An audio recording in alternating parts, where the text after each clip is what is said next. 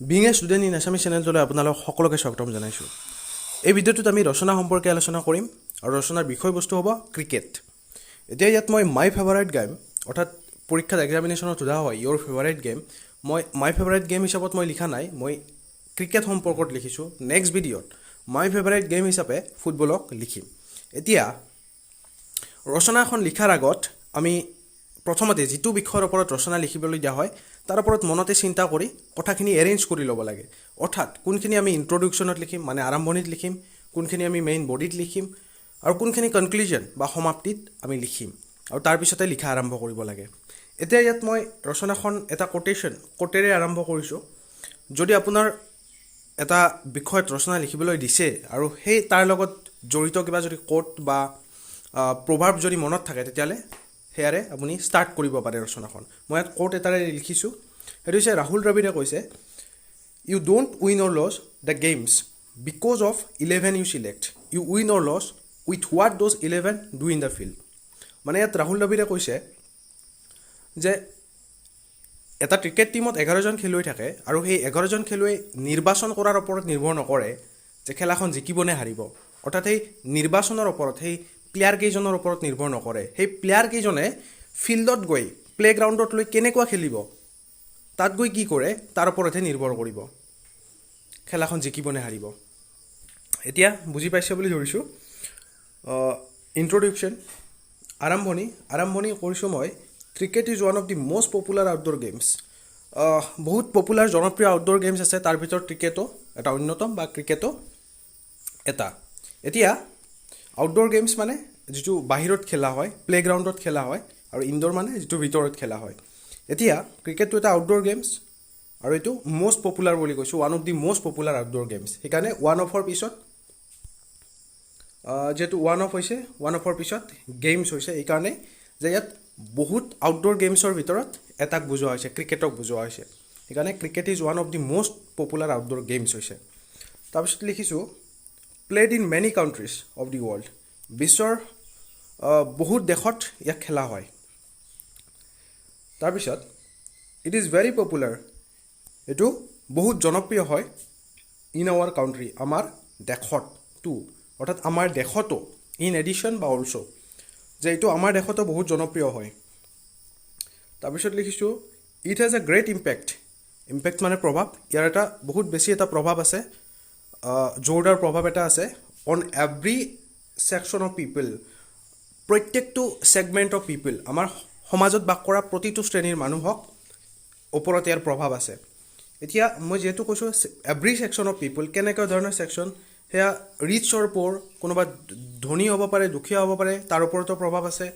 Young হ'ব পাৰে, কোনোবা ডেকা হ'ব পাৰে, তাৰ ওপৰতো প্ৰভাৱ আছে। অল্ড হ'ব পাৰে, বুঢ়া হ'ব পাৰে, তাৰ ওপৰতো প্ৰভাৱ আছে ক্ৰিকেটৰ। সেইকাৰণে লিখিছোঁ ইট হেজ আ great impact on every section of people that is rich or poor, young or old, etc. of our societies. ইন্ট্ৰডাকশ্যনখিনি বুজি পালে। এতিয়া ডেছক্ৰিপশ্যনলৈ আগবাঢ়িছোঁ। যিহেতু ক্ৰিকেটটো এটা ডেছক্ৰিপটিভ টাইপৰ ৰচনা, গতিকে আমি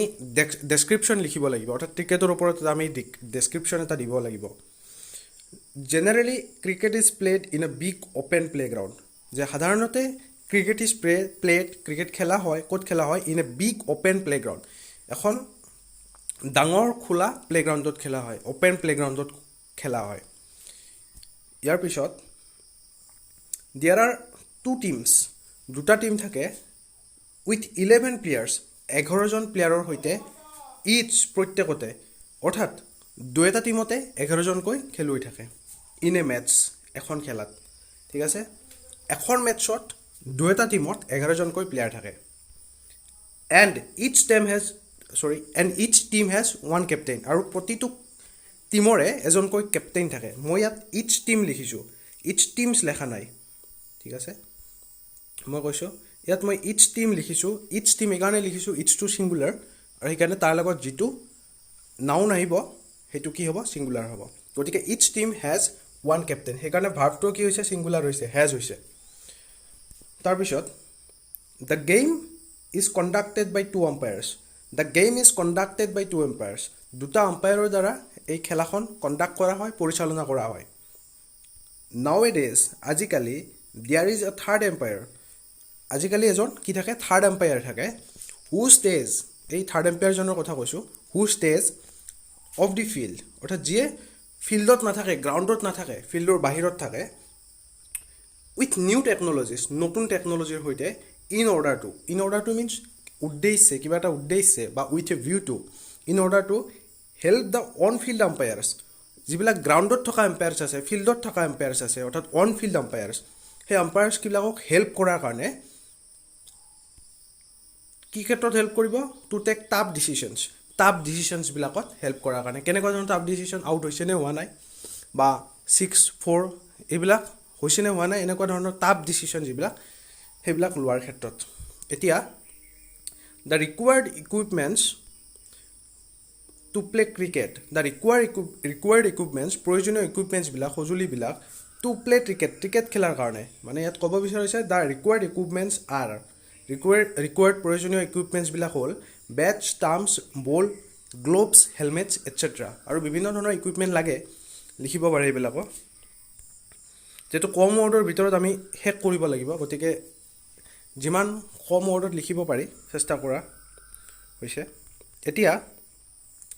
পেৰেগ্ৰাফ চেঞ্জ কৰি ক্ৰিকেটটো কেনেকৈ খেলা হয় আচলতে অলপমান তাৰ ওপৰত আৰম্ভণিৰ পৰা শেষলৈকে অলপমান লিখিবলৈ বিচৰা হৈছে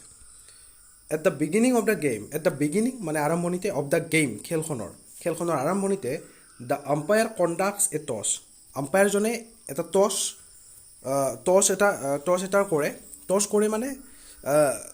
টছ এটা পৰিচালনা কৰে কেনেকৈ কৰে কেপ্টেইনে টছটো কৰে কিন্তু আম্পায়াৰজনে পৰিচালনা কৰে the umpire conducts a toss by using coin ব্যৱহাৰ কৰি কিনে অৰ্থাৎ কইনৰ দ্বাৰা টছটো কৰা হয় and the toss winning captain gets the opportunity আৰু যিজন কেপ্টেইনে টছ জিকে সেইকাৰণে কোৱা হৈছে the toss winning captain gets মানে পায় লাভ কৰা দ্য অপৰচুনিটি সুবিধাটো পায় কিহৰ সুবিধা পায় to choose either bat or field এইটো চুজ কৰাৰ সুবিধা পায় যে ফিল্ডিং কৰিব নে বেট ধৰিব সেইটো চুজ কৰাৰ সুবিধা পায় তাৰপিছত লিখা হৈছে two batsmen are on the field to score run তাৰপিছত কি হয় দুজন বেটছমেনে বেট ধৰে সেইকাৰণে কোৱা হৈছে two batsmen are on the field to score run score কৰাৰ কাৰণে and other team does the fielding আৰু সেই বেলেগ টিমটোৱে অৰ্থাৎ যিটোৱে টছত হাৰে সেই টিমটোৱে কি কৰে ফিল্ডিং কৰে এণ্ড আৰু এ বলাৰ বলছ দ্য বল এজন বলাৰে কি কৰে বল দিয়ে ঠিক আছে বলছ দ্য বল ইয়াত মই থ্ৰ' লিখা নাই এইটো বল কৰা যিহেতু বলছ লিখিছোঁ একৰ্ডিংলি আৰু সেইধৰণে কি হয় the team that bats first sets a target score the team সেই টিমটোৰ কথা কোৱা হৈছে ডেট বেটছ ফাৰ্ষ্ট যিটোৱে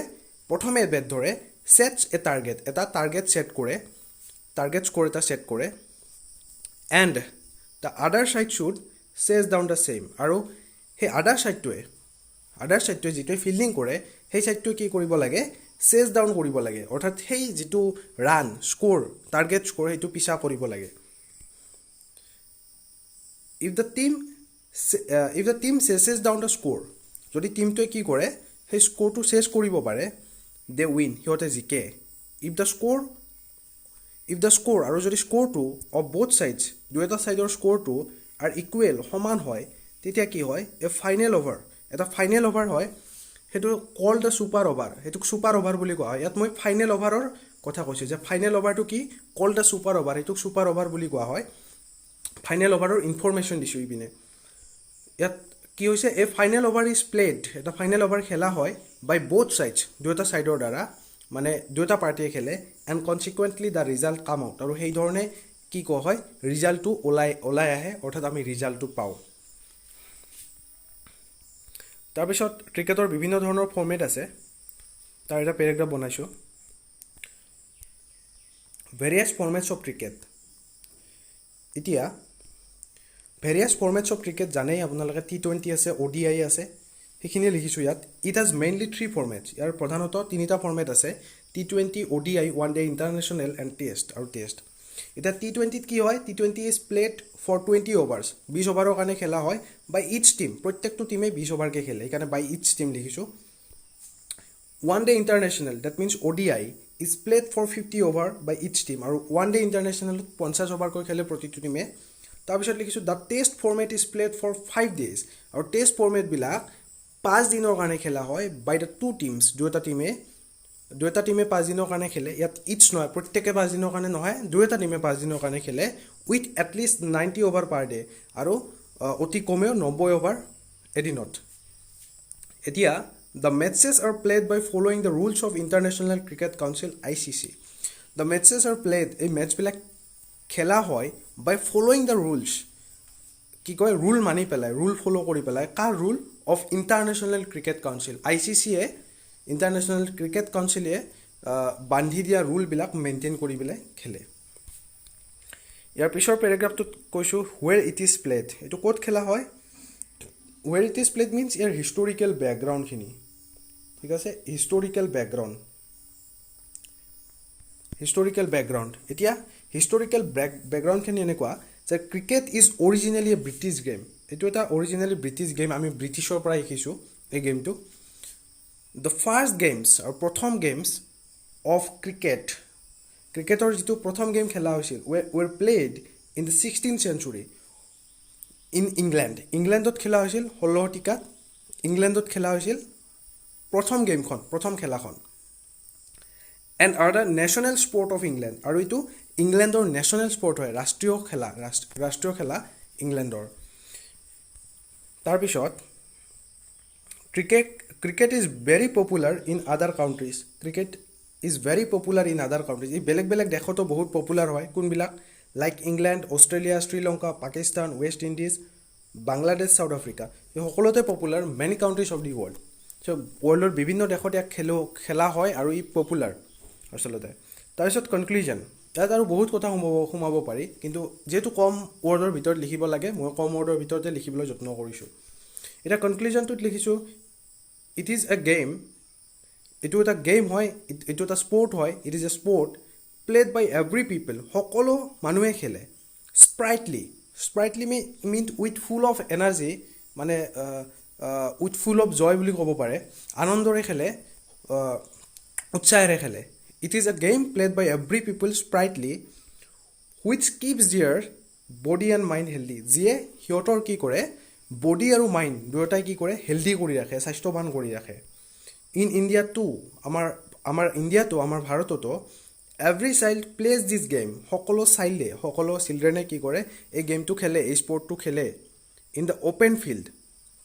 কি কয় খোলা ফিল্ডত খেলে অৰ্থাৎ প্লেগ্ৰাউণ্ডত খেলে বা এণ্ড ইন দ্য ষ্ট্ৰীট আৰু ষ্ট্ৰীটতো খেলে আমি ৰাস্তাতো খেলা দেখা পাওঁ বা আমি প্লেগ্ৰাউণ্ডতো খেলা দেখা পাওঁ cricket is second most popular sports in the world আৰু ই ৱৰ্ল্ডত দ্বিতীয় মষ্ট পপুলাৰ মানে অধিক জনপ্ৰিয় এখন খেলা আৰু প্ৰথম জনপ্ৰিয় হৈছে আমাৰ ফুটবল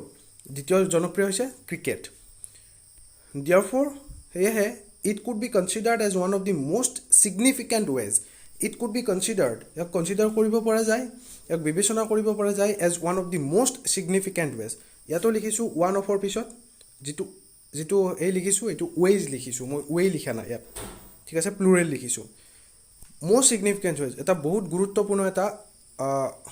way বুলি ক'ব পাৰোঁ